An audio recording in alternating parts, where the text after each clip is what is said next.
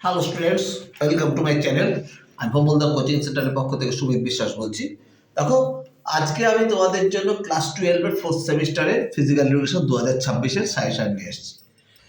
এই কটা প্রশ্ন পড়ে গেলে তোমাদের হাতের মুঠোয় পুরো 35 নম্বর, পুরোপুরি কমন পাবে। তোমাদের সিস্টেমটা এরকম 1-2 অধ্যায় থেকে একটা, 3-4 অধ্যায় থেকে একটা, 5-6 অধ্যায় থেকে একটা, 7-8 অধ্যায় থেকে একটা, 9-10 অধ্যায় থেকে একটা, 11-12 থেকে একটা। লাস্টেরটা 9-10-এ হচ্ছে তোমার একটা 5 নম্বরে প্রশ্ন, আর আর 9-10-এ আর 11-12-তে তোমাদের 2-3 নম্বরে প্রশ্ন করতে হবে, মোট 35 নম্বর। দেখো, আমি চ্যাপ্টার ওয়াইজ এরকম প্রশ্ন সাজিয়েছি। Fourth semester class 12 physical education 2026। প্রথম অধ্যায় থেকে প্রথম আর দ্বিতীয় অধ্যায় থেকে পড়বে শারীরশিক্ষা কাকে বলে, শারীরশিক্ষার আধুনিক ধারণার বর্ণনা দাও, শারীরশিক্ষার কর্মসূচির মাধ্যমে শান্তি ও মূল্যবোধের বিকাশ ঘটে তা ব্যাখ্যা করো, শারীরশিক্ষার জনসম্প্রসারণমূলক পেশাগত জীবিকাটি বর্ণনা করো, আধুনিক সমাজে শারীরশিক্ষার প্রয়োজনীয়তা বর্ণনা করো, আর সংগঠিত খেলা কি এর বৈশিষ্ট্য। এই সব কটা প্রশ্ন ইম্পর্টেন্ট। এর মধ্যে 1 নম্বর, 2 নম্বর আর 5 নম্বর বেশি ইম্পর্টেন্ট। এটা 3-4 অধ্যায় থেকে পড়বে শারীরিক সক্ষমতা বলতে কী বোঝো, শারীরিক সক্ষমতাকে কয়েকটি ভাগে ভাগ করা যায় এবং কী কী, স্বাস্থ্য সম্পর্কিত শারীরিক সক্ষমতার 2টি উপাদান ব্যাখ্যা করো। এই প্রশ্নটা ভেরি ইম্পর্টেন্ট। এবার মেধাধিক্য কাকে বলে, মেধাধিক্যের কারণ লেখো, মেধাধিক্যের ক্ষতিকর প্রভাব লেখো, মেধাধিক্য নিয়ন্ত্রণে খাদ্য ব্যায়ামের ভূমিকা লেখো। Very important. তারপরে ডায়াবেটিস মেলিটাস বলতে কী বোঝো, ডায়াবেটিস মেলিটাস কত প্রকার ও কী কী, ডায়াবেটিস মেলিটাসের উপসর্গ, ডায়াবেটিস রোগীদের কী কী সমস্যা দেখা দেয়, ডায়াবেটিস রোগীদের শরীরচর্চার গুরুত্ব। Very important. রক্তচাপ বলতে কী বোঝো, সংকোচী রক্তচাপ কী, রক্তচাপ পাবার পদ্ধতি বর্ণনা করো। এটাও ইম্পর্টেন্ট প্রশ্ন।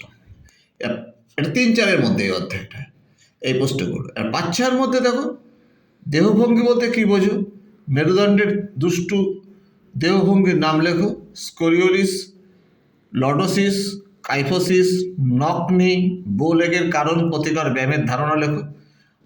আর আধুনিক অলিম্পিক গেমসের উদ্দেশ্য বর্ণনা করো, অলিম্পিক গেমসের আদর্শ বর্ণনা করো, অলিম্পিক প্রতিযোগীদের শপথ বাক্যটি লেখো। ভেরি ইম্পর্টেন্ট প্রশ্ন।